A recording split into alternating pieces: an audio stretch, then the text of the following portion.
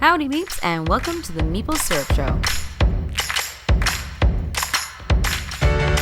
Howdy Meeps, welcome to the Meeple Syrup Show.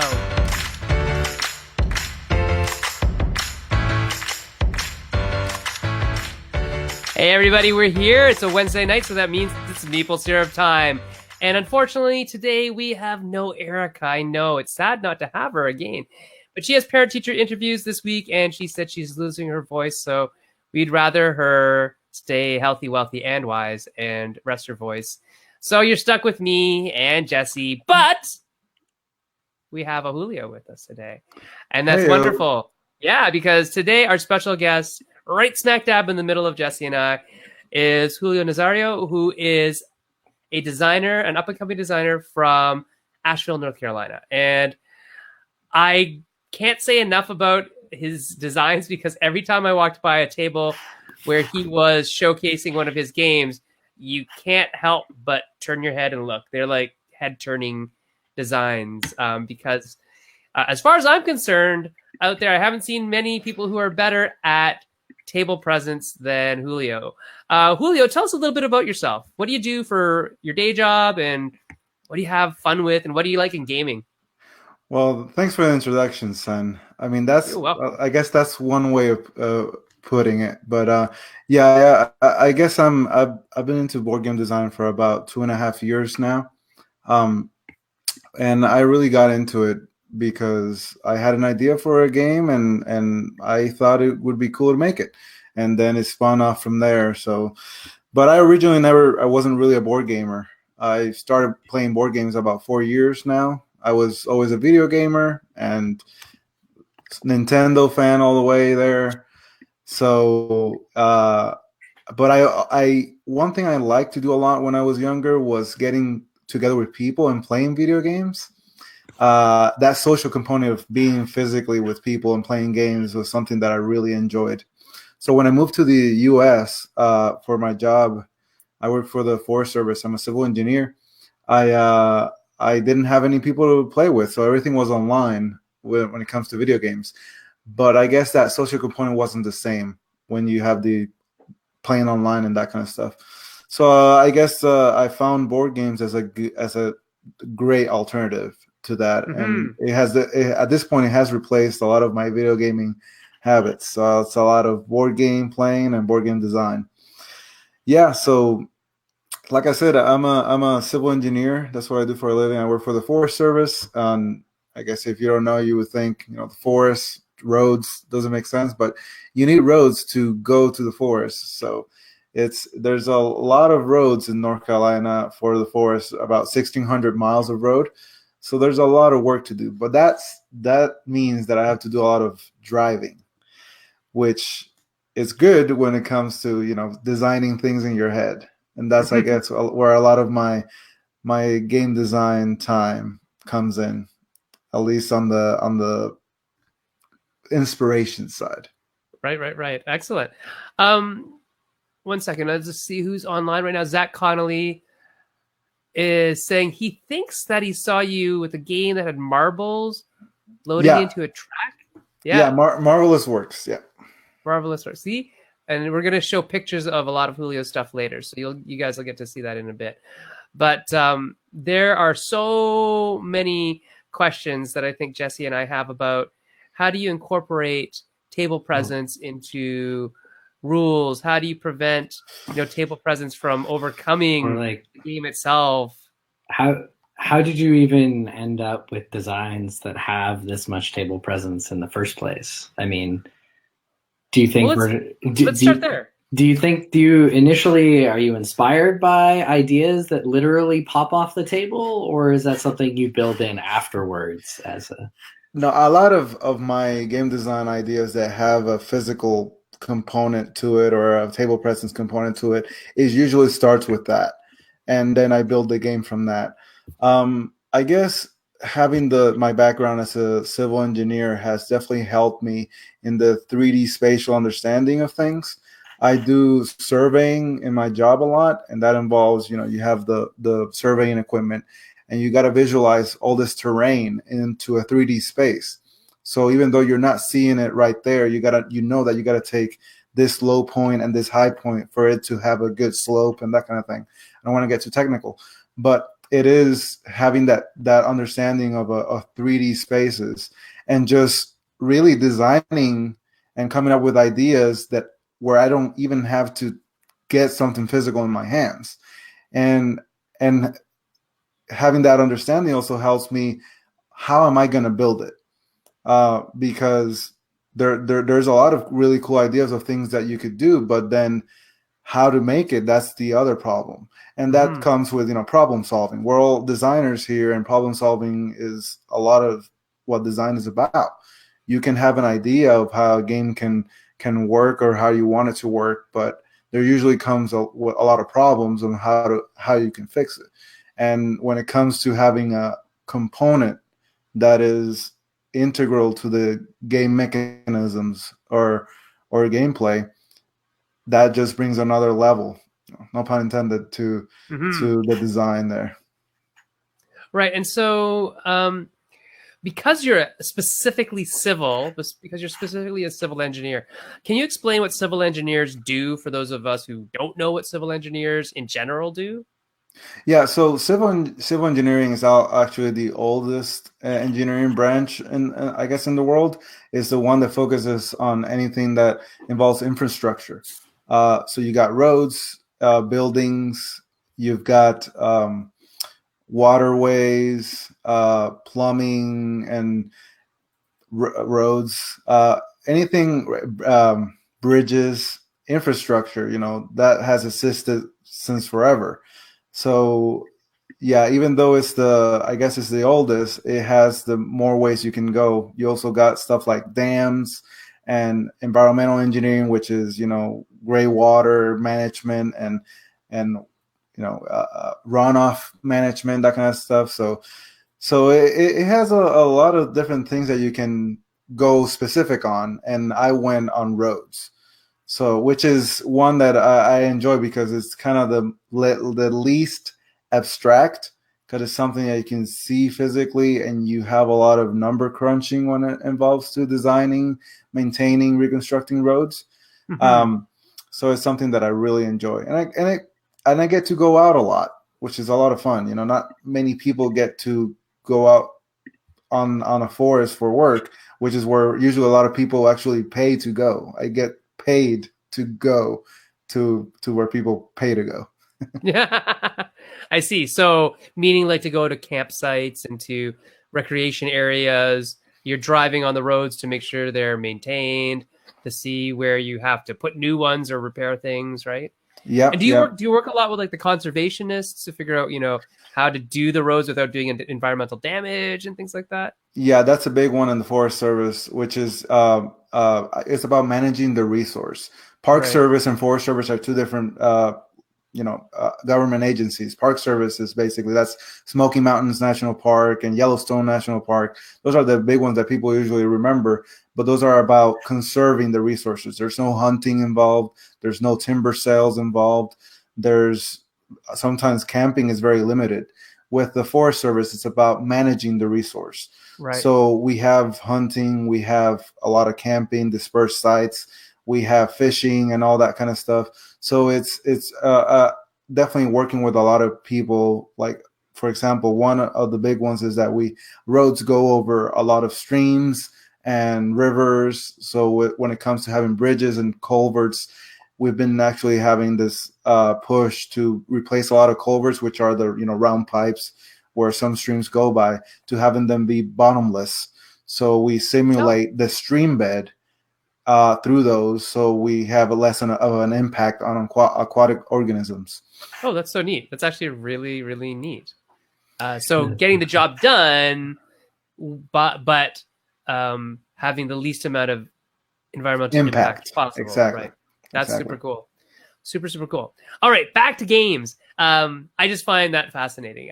So in terms of game design, we have a question from Zach Connolly, of course, because Zach Connolly always asks questions. Yeah.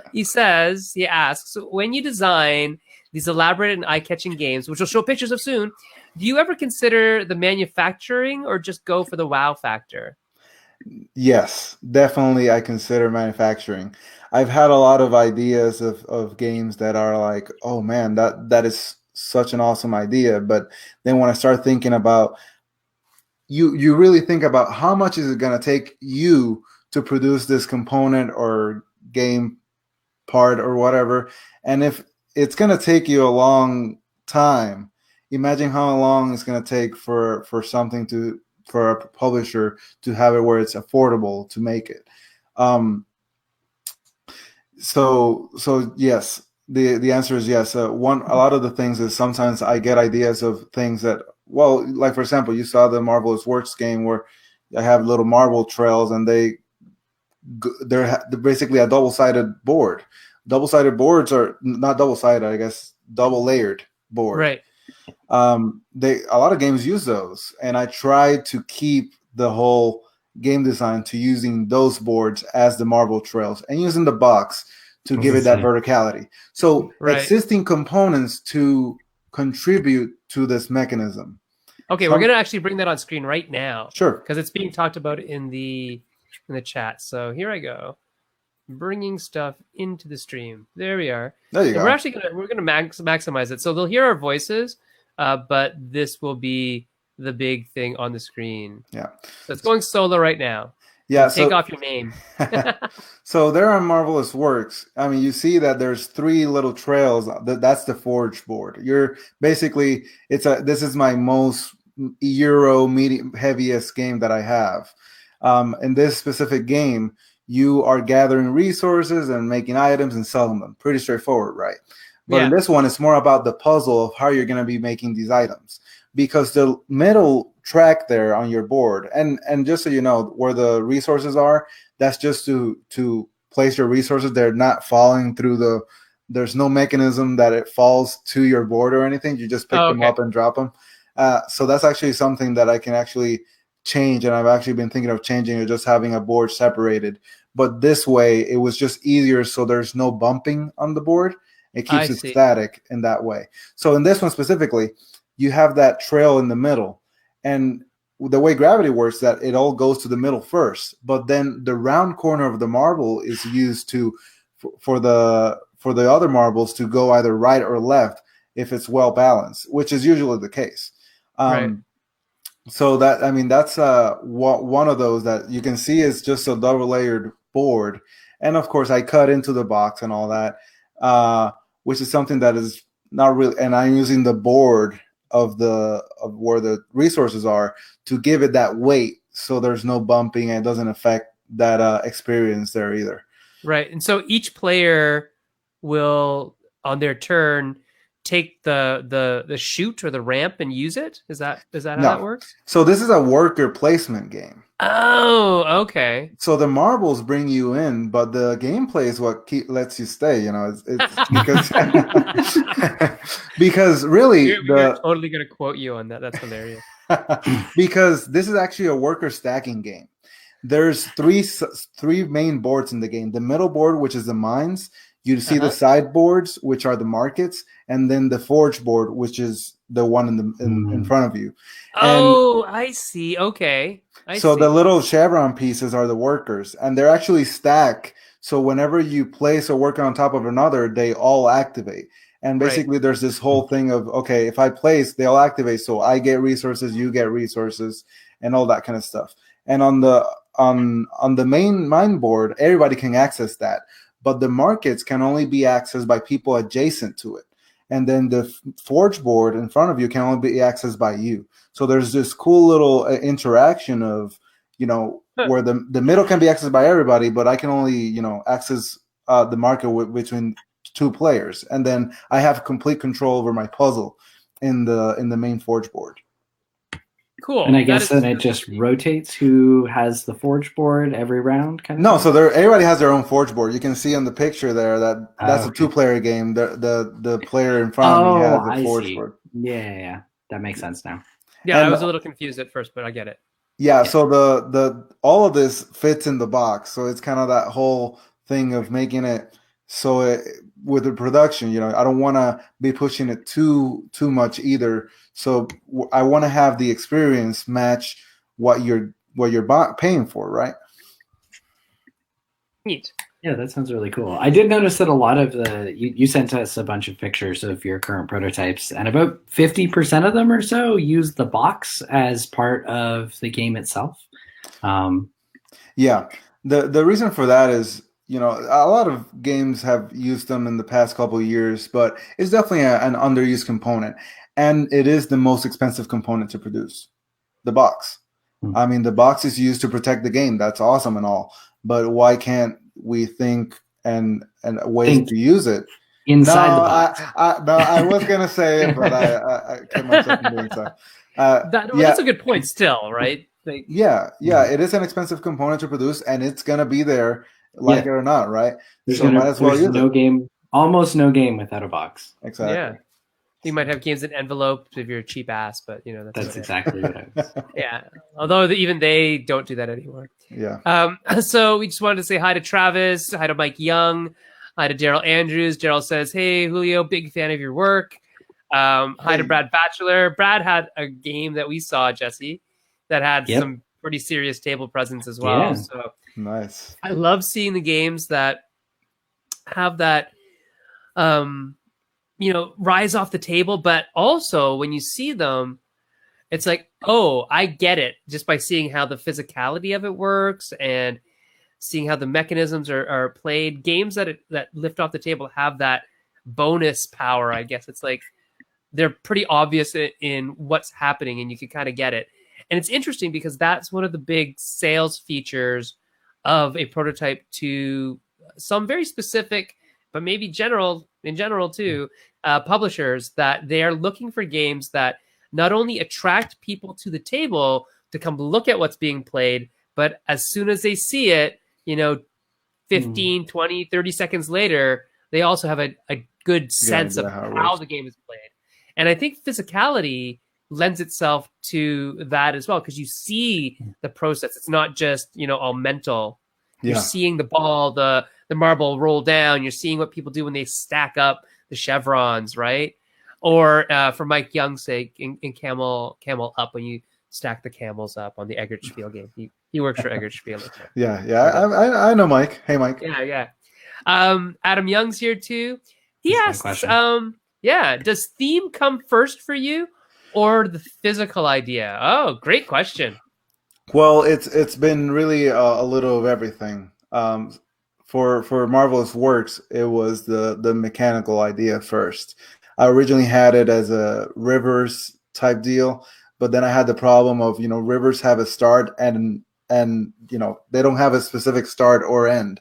So having the Marvel trails be limited didn't really meld very well there. But I've also had mechanic theme first. There's a game, and you can bring up a picture of that one. It's DNA Inc. Mm-hmm. And in that game, players are scientists, and they are each making their own version of a super soldier. And I like it. yeah, That's awesome. so in this one, they are basically changing the DNA strand. See that? So everybody's working on that DNA strand and getting the sets to give mutations to their super soldier. And that one was a theme first. And I've actually since then I've thought of alternate themes, but this is a pretty unique theme. It is. But yeah, that's definitely one an example. And then this one specifically, how the vertical component works is that you see how the little DNA strand, the rod, has a white, gray, and black. White in the top, gray in the middle, and black. So yes, okay. Wherever you insert it, you affect your soldier. And see the board on the bottom? That's the main stats of the soldier, where the white is brain, the gray is body, and survival is the black. Okay. So wherever you insert on that vertical aspect, that affects your soldier and raises that soldier stats.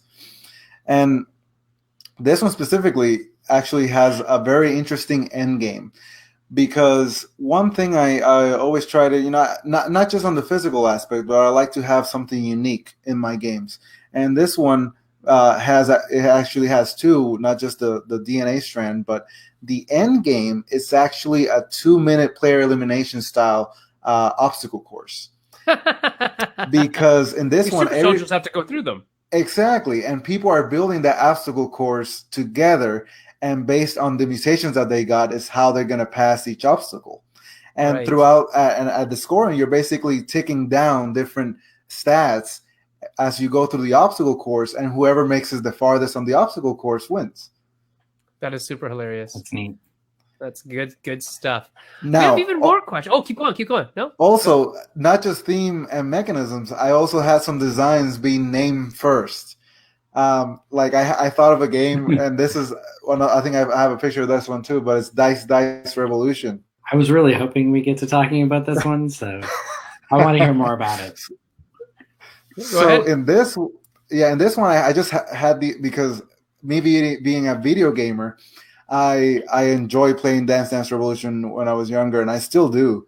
And in this one, I thought of the Dice Revolution. I have to make a game about that, so I obviously had to use dice, and I used the box, and I use music as a main component. So that's kind of the uniqueness, one of the unique factors of it. So it's a simultaneous play. Each round is a song, and each song plays differently, and maybe how you throw your dice, or how you maybe have to do a little dance move. And it's kind of the first to three wins. So it's a little party game, and you have this little simple puzzle in front of you. That's the combo of your dancing. And when it comes to not having a timer, it's super easy to do. But when you have a minute and a half timer, it gets difficult. Sure. But it's just the right amount of balance there, where you just have a dexterity element and you have a puzzle element, which they're by themselves, they're very easy to complete. But when you have that time element and they work together, it's just enough difficulty to make it interesting and fun. Mm-hmm. Very interesting.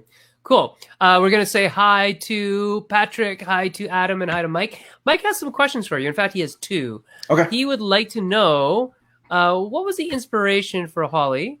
And a follow-up question is if you're looking to penetrate the Indonesian market with that game. Well, so Holy, that's how they're pronouncing it. Holy, the Color Festival. Yeah, And, sorry. Yeah. No worries. Originally, that game that wasn't the theme. So in Holy, that's actually the first game that I ever used the box as a component to the game. And in that one, it was originally called the World Tree. And in this game, the inspiration actually came from my work. I was at this convention where they have a Native American ascendant speaker, and he was explaining they have these stories, and he was playing this instrument. It was very, very cool thing to hear. And he was talking about this story about the world tree. I guess it wasn't the world tree, but I guess they're equivalent of that in the Native American culture. And how, they had the branches of the tree that meant the sky, and the trunk of the tree that meant the world, and then the underground, which is the nature, that was the roots of the tree. So that being said, I wanted to implement that into 3 boards: roots, the trunk, and the branches. So to represent that, I used a box as the vertical factor to elevate one of the boards, and then I used the insert as the second level, and then I used the table as the lower level. So it was a visual element to help people with the puzzle aspect, because in Holy, in that one, you're actually building towards and going up on these levels. And if they're not built up, when you build on an upper level, they fall down to lower levels. So if you don't have that vertical element, it is hard to visualize that puzzle and how things fall. But Holy is very different now, and Ben from Floodgate Games is trying out some cool board alternatives that I'm pretty excited to talk about in the future. Very cool. Very cool. Other comments here? But to his question, which was the Indonesian market, and so that is something that Ben has definitely been working on with some cultural, I guess, what's the word? What's the word? Consultants. Yes. Yeah. He's had some cultural consultants on that, and he just wants to make it right. He doesn't want any cultural appropriation when it comes to that. So he's definitely taking care of it. Yeah. Cool. Very cool. Other comments. I can't put this one up because it's huge. It's from Mike Young.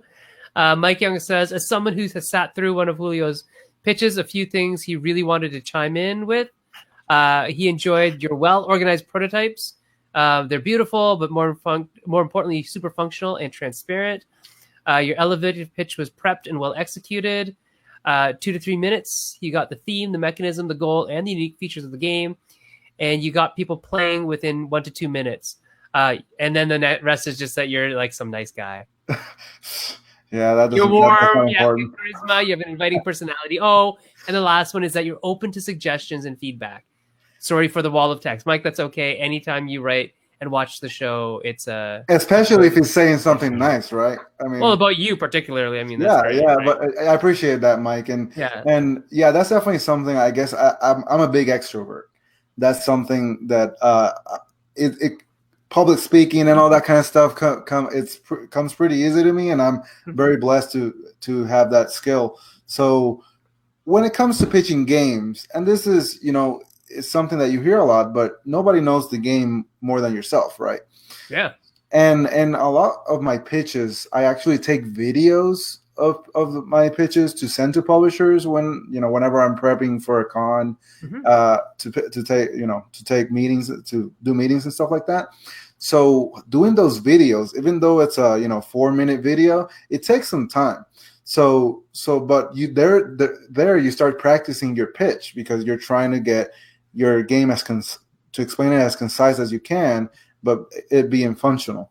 So that's definitely a little trick of when you do make videos, which is very useful to have a pitch video. That's a way to practice your pitch, and it just comes naturally because you know your game. You just gotta, once you get used to talking to publishers, which they're just normal people and like you and me, it's just normal. Good. And then hello to Helena Capel, who is just riding the coattails, not the coattails, riding the wave. That's a better way to say that. Riding the wave of Fossilis, another game that has tremendous table presence. And so, I think there's definitely something in those games that, they kind of almost sell themselves in a way. And that's what I think publishers like about games that have a lot of table presence. Julio, have you ever made a game with table presence where it actually went wrong, where there's too much table presence, or people got the wrong idea, or it got in the way? Yes. So I actually had a roll and write, I guess 2 years ago, and this one was called Forgotten Skylines, and it was a roll and write that had this cube box that you would build, and you have these strips. And I think there's a game like a Haunted Mansion game that has something similar now. I don't know if you guys seen the one with the strips that you put in the box, and it's kind of, anyway. So in this specific game, you're basically digging out a lost city. So the cube was like the desert, and you have these strips that have little notches on them, and you would dig out the buildings by taking the strips up and start putting the notches, so they would grow. You would grow a little... I've seen this game. I saw this one at Proto ATL. That's right. Yes, you were there. I do remember that. And that one, it was cool and all, but the problem with that one is that I could just do that same thing with cards. It wouldn't look as cool, but it was definitely something. And to the production factor of the game, it was very prohibitive for sure. So that's definitely one that I've kind of shelved for now. What have you seen out there on the tables that you didn't make, but that other companies, publishers, designers have made that you go, wow, that was really well done in terms of table presence? What have you liked that you've seen? Yeah, I mean, the one that comes to mind, and I bought it not long ago, is Planet from Blue I was Orange. just going to say Planet. Yeah, and Sly Quest. I mean, they're on fire with that too. I mean, it's such a simple design, but even though in some sense you could just have your planet be a flat board, really, and just have the pieces connected that way, but it's just necessary for the wrapping effect and how that puzzle works. And magnets is definitely one component that I've tried my hand on a couple times and I haven't succeeded. It's definitely a mechanism that it has some good potential. I love magnets. I Yeah, love and with Slide Quest using the box and just a little sliding and working together, that's just such a simple design, and it has a lot of depth, and Yeah. people are loving it. So It's one of those ones that you kind of look at and you kick yourself for not. How come I didn't think of that? exactly. Right? And when I see it, I'm like, I could have designed that. That's always Yeah, kind yeah, of yeah. but again, there's a lot of other designs that haven't been designed that have Yeah, some potential. So we just yeah. got to get to it. Yeah, Helena bought that when I was at Grand Con.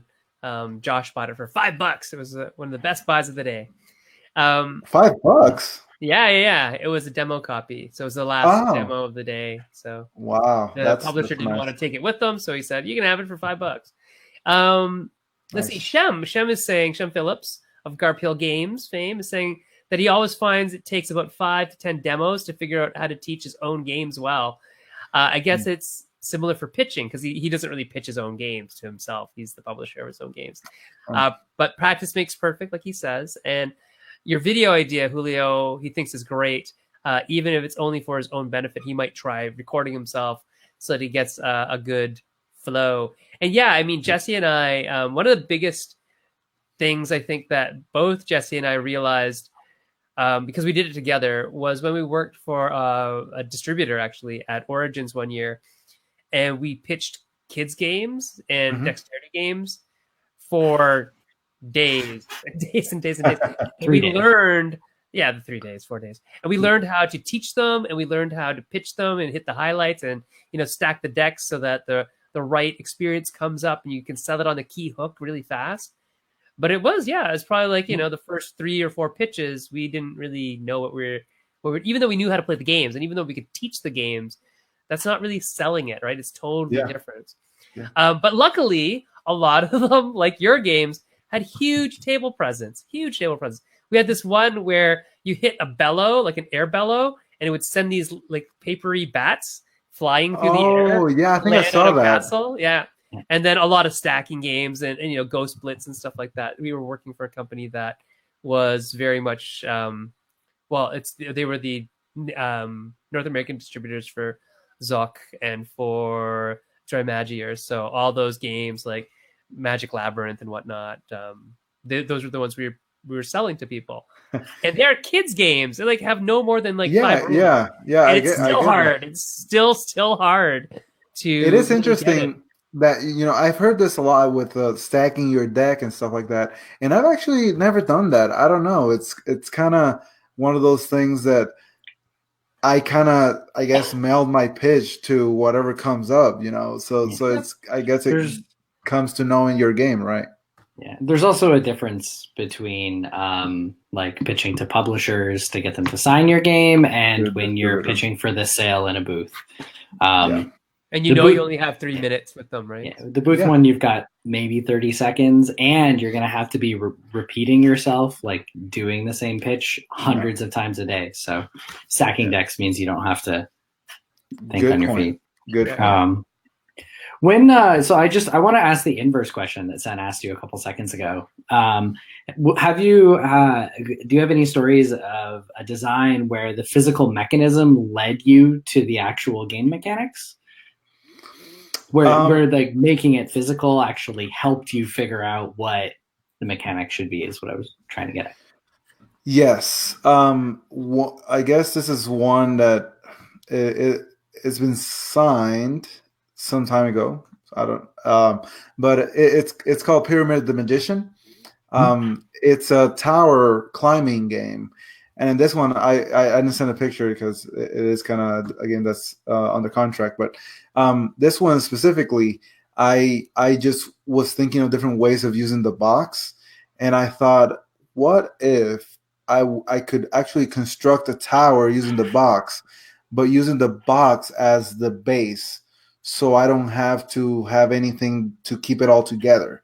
So, when you have a box and with the insert inside, you have maybe 1 inch between that. So I made a pyramid and just put the pyramid in there because those lips actually hold it together in place. You just need keyholes and it just falls in there. So there's no mechanical component to keep it all together. So with this one, I use those pyramid faces, which are sloped, as ring tossing pegs. So I put pegs on them, and since they're sloped, it allows the pegs to the ring tossing to work really well. It's a pyramid, and that sloping factor helped a lot. And it's actually that I had to work a little on the slope because originally it was pretty steep, so the rings were staying too well. So I had to change it to be a little less slope there. So that one was definitely one that it just came naturally how using that slope of the pyramid and the stabilized pyramid with the box and not a lot of setup time and just doing that as a ring tossing mechanism and helping that with that slope, helping the ring stay there. Cool. Nifty. We have another question from Adam Young. Adam asked, is there a style of game that you love to play but haven't tried designing yet? Perhaps one that you want to try in the future? Drafting. Drafting is such a simple mechanism to use, and I like the simultaneous aspect of playing. A lot of my games do. I try to implement, simultaneous play in some aspects sometimes if I can, because the less downtime for players, the more involved they are, and maybe the faster the game can go. But I haven't really had a drafting game yet, which is it is something that I have tried it. I just haven't had a good game come out of it yet. And I don't know what kind of physical aspect I would give it to that, which is not usually, even I may be known, for maybe having a physical aspect to my games, but I have had a couple of games signed that don't have a physical aspect to them. Right. Oh, speaking of which, let's talk about the games that you have signed. So Holly's one of them, right? And then you have another one that's coming out with Talon Strike Studios. That's Haunted, and that one is I guess it's a Splendor style, Century Spice Road style, where you're gaining resources and using them to get bigger things, kind of thing. It's a little engine buildy. But that one just uses cards. There's no cubes, right. There's no chips, and it's all used with the cards. And that's one that it's been through some development and it's going some good direction. So I'm pretty excited too. That's pretty minimal by your standards then. Yeah. And I signed one with Indie Game Studios, and that one is also very light Euro-ish. But it's simultaneous play, which is pretty unique for a light Euro. Yeah. And it's just cards and boards and cubes, just the standard. So we still have yet to actually see one of your big deal table busting games come to the actual table in the real world. They're keeping it close to the chest. When you'll see Holy soon. Okay. So that one's gonna be pretty sweet. Yeah. I mean, I've seen the artwork, but I have never seen the game components yet. So, I'm sorry to the listeners and viewers, but I may show you. We'll get Ben on here, and Ben will spill his guts because. He'll love to. Yeah, I'll make him spill his guts. That'll be good. We'll actually see Ben, I think, next April, which will be really, like I said, my first con will be next April, and I think Ben will be there. So maybe we'll get him to. Maybe by then it'll be ready to be shown. And he's let me share this, but Holy will be on a crowdfunding platform. I don't know which one, but they're thinking about around the festival when the festival. And that's around March. Makes sense. March, that totally makes sense. Good. So keep a lookout for that. So just following up on Sen's comment that you've got these big 3D games, and then 2/3 of the games you've had signed are standard cards and boards. Have you found the 3D aspects often or in any way have been a barrier for getting games taken up by publishers? Good question. It's an excellent question, because it is very interesting, because the physical aspect does have an initial way of opening the door to publishers, but I guess getting that extra step to getting the game signed has been a little difficult, I think. So I currently have a couple of games that had that table presence factor and physical factors that are integral to the game design that I've been pitching for, I mean, you would say a long time, maybe 6 to 9 months, because I'm still pretty new at this. But it's been through a lot of evaluation and iteration, but they still haven't been picked up. And I don't know if that's a problem of the design or just a physical production factor. It's something that it would be nice to get some feedback on that and see how I can fix it that way. But that's one of those things that once you start getting that relationship with publishers, they can start opening up to that kind of stuff, and I think it would be very useful. Yeah, because you could work together to make the changes that are necessary if they like one part, but are finding another part like not tenable based on, say, budget or whatever, the price point. Because we've had games that have huge table presence. Jesse knows the one that I'm talking about with the ramp and the wheels and all this kind of thing. And several publishers have loved the game, love watching people play it. Everybody laughs their head off and are having a great time playing the game. But the price point they want to hit at, they can't make this ramp dice tower racetrack thing that we built. And so it's become kind of an albatross around our neck in a way. It's like, and I mean, it's sitting right now with a publisher that can do that. They have the capabilities and the capacity to do it. It's just depending on whether they will. And we just have to poke a certain Mr. Lang and see what happens with that one. But another big thing about having the physical component with a game design and having publishers evaluate it is that it takes a long time to make a prototype. Yeah. Like the Marvelous Works one, or even maybe you can put the Suminagashi one, the picture of that one. So in this specific game, you're using translucent tiles to do tile placement and using color theory to change the board colors. And it's a game that's currently under evaluation, so hopefully crossing my fingers. And it's been iterated on a lot. It originally was an abstract, but this is a game that it's pretty expensive to have the pieces made and shipped to me, and I have to glue them together because these pieces are 3 colored translucent pieces. Right. And so are you getting them like laser cut out of acrylic or something? Yeah, laser cut acrylic, and then I glue them together. Wow. So I only have the one prototype, and it is currently under evaluation. There's a lot of interest on it, so I'm happy with that, but I can only have one publisher have at a time, unless I have to spend, $150 to just between time and materials to get a new prototype together. Yeah. And it wouldn't be so bad if the rules didn't change or parts didn't change, but usually what happens is stuff changes. Exactly. So that's another, I guess, wall to it where you have like the Marvelous Works one. That one's on the evaluation as well, but then it's actually a finalist on the Hippo Dice competition. Yeah. So I'll have to send a new prototype, which I already made, but I was planning on bringing one to PAX Unplugged. So now I have to make another one.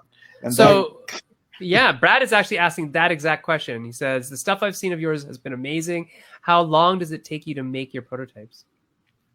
So it really depends, but Marvelous Works takes me 10 hours to make. Yeah. I have a new one, Rainbow Riders, and maybe you can put a picture of that one. That's the newest one.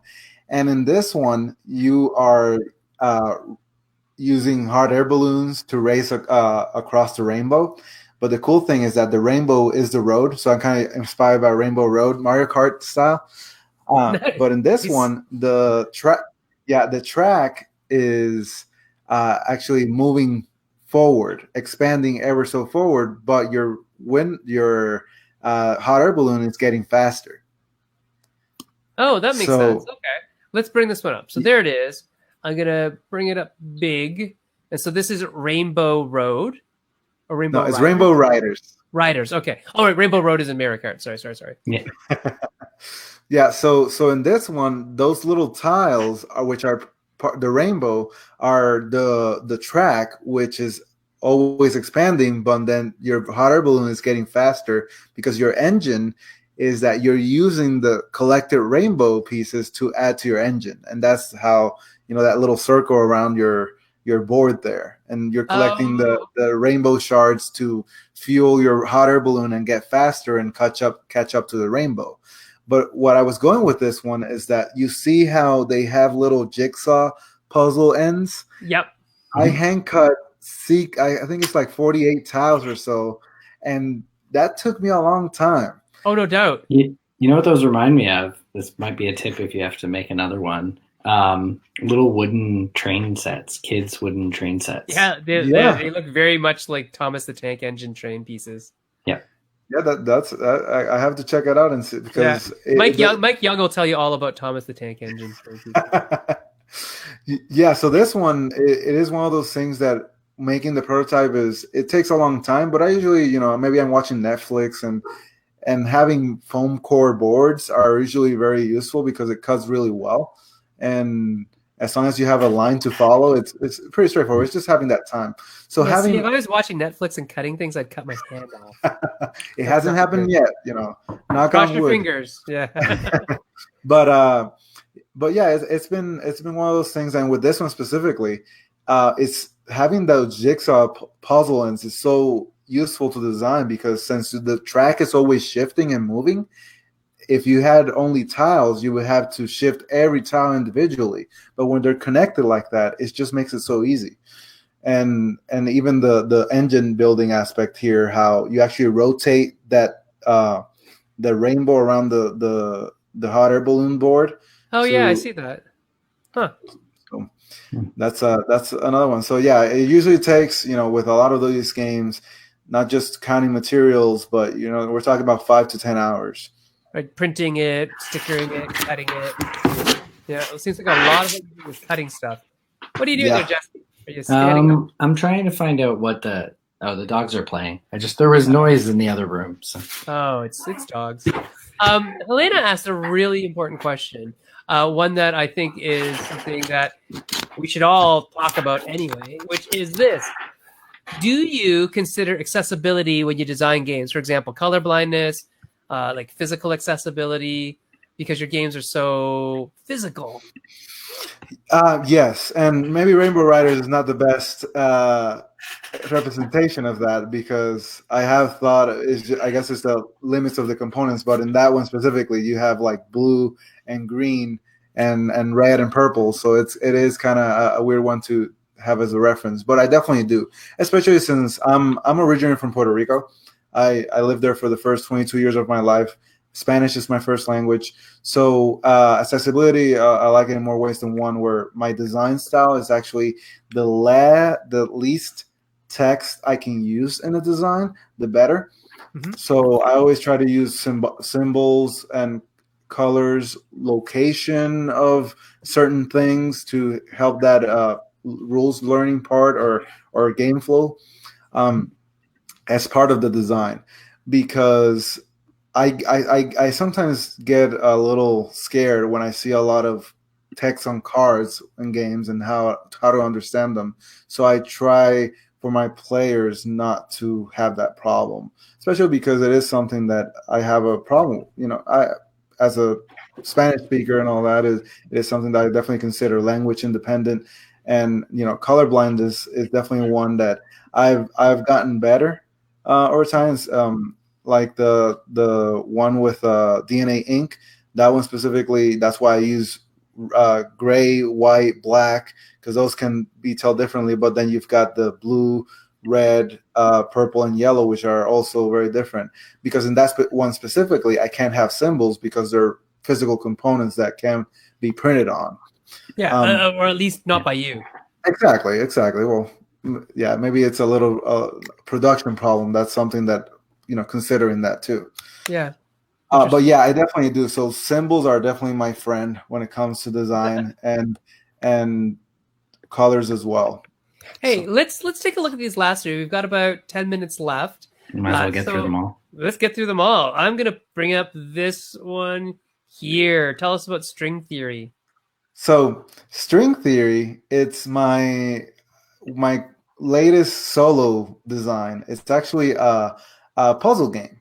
It's a game that you hold in the palm of your hand, and you basically have to make shapes out of strings. So you have this peg board, and this is an example here. The card is the puzzle, and the card is telling you that the string starts the little yellow dot on the card on the Right. little hexagon is where Oh, I the see. Yeah. yellow string starts, and then it ends with the blue on that other blue dot.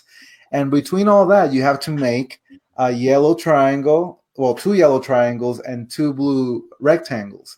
But see how the backgrounds are different with the using the white, gray, and black is because Okay, so all of one triangle has to be in white. Yep. The other triangle has to be between white and black. Yep. One of the rectangles has to be all black, and one of the rectangles has to be white and black. Exactly. Got it. This is the little 4 there is the difficulty. So this is actually a little more of a difficult puzzle. Yeah. There's actually a red string as well. The strings not only represent colors, they also represent lengths. The blue string is the shortest, and the red string is the longest. Yep, got it.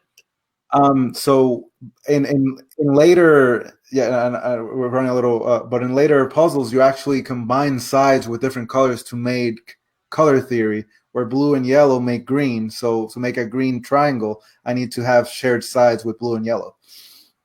Oh wow, that's really cool. Have you shown that to like Think Fun or anything like that? Yes. Good. They evaluated it for some time, and it was a weird response. I mean, at this point, they have passed on it, but Yeah. they were. I think they were pretty split on their team, and they ultimately decided to pass on it. But it's a newer design, so at this point, they're the only ones that have evaluated it. So it still has some other people I can pitch it to. For sure, they would be the first people I would think of that would be interested in this kind of thing. That's really neat. And okay, let's move on to the next one. So this is coming down, and this is going up. This one's going. Oh, what's this one? So this is another of my latest ones. Is Windmill Island, and I guess this is the least maybe table presidency one. But in this one, you got a grid of a board, and you're basically gardeners planting flowers. But the little spinner in the middle, you're not spinning it or anything. That just gives you the direction of the wind. Sure. And the wind dictates in what half of the board you can plant. Now, this is actually I think it's a 12 by 12 grid, and the rings of the grid actually dictate how much you can stack your flowers. So as you can see, there are some stacking involved in the tiles. Mm-hmm. So the outer ring can only be stacked once, and then the next ring twice, 2, 3, yeah, okay, 4. But those numbers also dictate how many points you get. So while the 4 you can stack a lot more, which people can block your color, it is a higher point value. The ones they don't get to stack on top of each other, but they're easier points to get. Right. I get it. That's neat. Yeah, and that one's I guess each person has like a hidden flower that they're going for. So there's like a hidden information where you're trying to figure out who's going for what specific color, and it has that nice puzzle element to it. And you're of course dictating where other people are placed based on the direction of the wind. So I can't tell. Oh, go ahead, Jess. No? I was gonna say this is the one that you were talking with us a bit before the stream, and I think there's a good tip in there. Can you tell us about what changed between the last version and this version with the windmill in the middle of the board?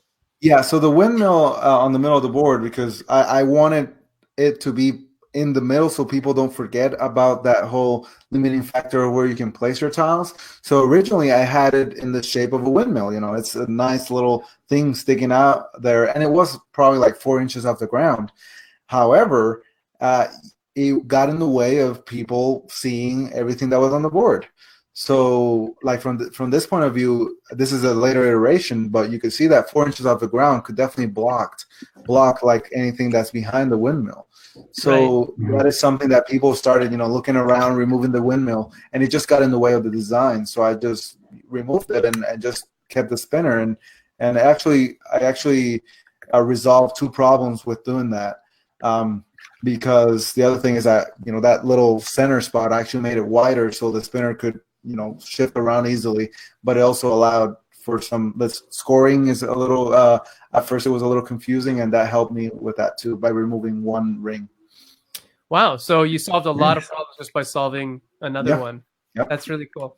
The other thing I wanted to ask you is, what are those tiles? They're obviously, I guess they're made out of foam core, but Are they 2x2, 2x1s? Are They're they 1x3s. Oh, okay, 1x3, and they're all 1x3s, all of them. Yeah, all of them Okay, are cool. 1x3s. Neat. All right, let's move on. We've got like one more, and this one is a doozy. This one has a whole bunch of stuff to show. Boom! What's this? What's this bad boy? Yeah, so this is Maze Tower, and this is, sorry for the quality on this one, but this one specifically is a dice tower that you use as the board of the game. So this dice tower, actually loading the dice tower was part of the game mechanism. So you would actually toss the die into that little hole on the bottom, and then you would flip the dice tower and the dice would fall. But it actually loaded on both sides of, top and bottom. So you didn't have to set up. It's just once you flip it and you have to load it again, you just open the little gates and do that. And it's about perspective of the tower. So you can only control the face of the tower that's in front of you. You're trying to get two of your pieces out of the maze. You see the maze in the face there. But the thing is that you're controlling based on the directions. So if I'm trying to get yellow out, I got to move up. But I don't have a die that lets me go up. So I can just flip it, and now up is the new down. Down is the new up. That's so interesting. So interesting. And where's this one now? Is it with a publisher? Is it one that's No, it's currently I'm currently pitching a little more. It's been evaluated twice, and I made some changes, but I may go back to an earlier iteration because some things are not working as good as they used to. And this is one of those that takes me 10 hours to make because it is a very cool cardboard only component that it worked really well the way that was a fun one to design for sure. That's really cool. Shem says that it looks awesome. Yeah, he's loving it. He's loving it down there in New Zealand. Cool. Well, that about wraps up our show. It was like the Julio Nazario showcase special. And I'm super happy that we did it. In fact, I think, Jesse, just for future reference, we should force all other designers to send us pictures of their stuff. I've already written it down. It's been incredibly helpful for focusing so conversation. Thank you so much for doing that for us, Julio. It's wonderful. And I mean, really, your games need to be seen more than a lot of other people's. But there's a reason why we do this on video. There's two reasons. So the first reason actually was so that people get to see your lovely face. And I'm serious about that. I think it's not that I don't think you're handsome or lovely, but it's not about that. It's I think that people should see who the designers are. I think that's really important, that when they see you at a convention, they say, oh, you're that guy who makes all that cool stuff. I saw you on the whatever show, the Meeple Syrup show, and I would love to shake your hand and play one of your games. I think that's great that we get to see people who are actually the ones that are responsible for making the games in some way, shape, or form. Well, I appreciate that, and I appreciate all that you guys are doing too. I have enjoyed listening to the show and sometimes watching the show too, because definitely having a face to a name is it's a great thing to have for sure. Especially in an industry like ours, where we say it all the time that board gaming is an industry based on relationships, and it's hard to start a relationship with somebody who you don't know what they look like. That's true, right? Yeah. So, Helena gives you a thumbs up on the pictures as well. So I think that is something that we're going to try to do more and more of is make sure that we get our onboarding letter out a couple days early so that people have time to round up some pictures or even set up their stuff and take a picture. Even if it's just a prototype, I think it's wonderful for people's prototypes to get seen. I know like Brad Batchelor, who was on the show a little while ago, when we showed his prototype on air, which is also very table presence heavy, lots of people were commenting on it, but also it just shows people that, this is a real thing. People are making things that aren't just ideas in their head. And that's very important for a lot of newer designers to see, what do prototypes look like? And just to know that yours, particularly yours, maybe a little bit on the high end of representation. Don't start with those. Don't start with that. Unless you are a very skilled 3D type person and good good at paper crafting and not cutting off your fingers. And also willing to throw out 10 hours of work 5 minutes after you finish it. Yeah, that's a big deal. That's true. So, to end the show, like I promised you at the beginning, I was going to put you to work, Julio. What is your piece of advice to new designers out there? Well, my piece of advice would be to challenge designers to have, if you're going to have table presence or any sort of special component or something visual to attract people to your game, then implement it to the gameplay, to the mechanism. Make it integral to the design. So it's not just a tacked on thing to make it look cool. I mean, that's fine. And that's good to have something to attract people. But if you could have it be part of your design, that would make it even better. I mean, that's one of my mantra is kind of like, table presence with a purpose. That's kind of what I like to go with. So try to go for that. Table presence with a purpose. I love it. That's a good hashtag. Jesse, write that down. I am. Good. Awesome. Well, thanks so much, Julio, for coming on the show all the way from Asheville, North Carolina. Jesse and Erica and I really appreciate you coming on. We'll hopefully meet up with you at a convention and play your games. That would be super fun. And thank you to everybody out there in Meeple Syrup Land. We are part of the Roll to Play Network, one of the internet's hotspots for role-playing games and now tabletop design.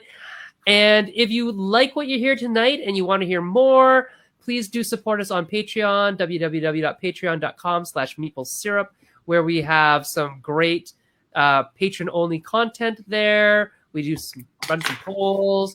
Oh, hey, Jesse, speaking of that, how is it going with the boot camp? What's going on?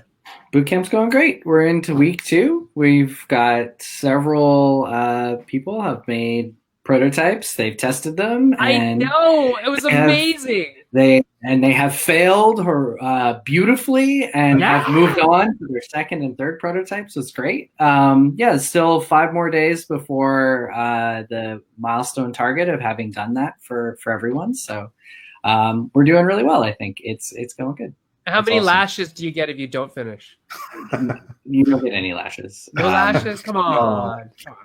Missed opportunity. Yeah, missed opportunity for lashes. All right, everyone. I'm not that kind of teacher. We'll see you all later. Oh, Jess, what's next week? Quick. Next week. Oh, man. Every week. It's like, what's next week? Oh, someone should have that. I mean, Erica posted on Monday. It's got to be there somewhere. It is somewhere. Yeah, this is. I just don't remember where. Okay, I'm going to go typing furiously. 1 second, everyone, while I get my act together. Not my Let's just see together. Which one of us is going to get it first. It depends whose internet connection is faster. Mine's pretty slow right now. Oh, slowly loading. What? Next week is Keith Mateka. Oh, right. Yeah. That'll be cool.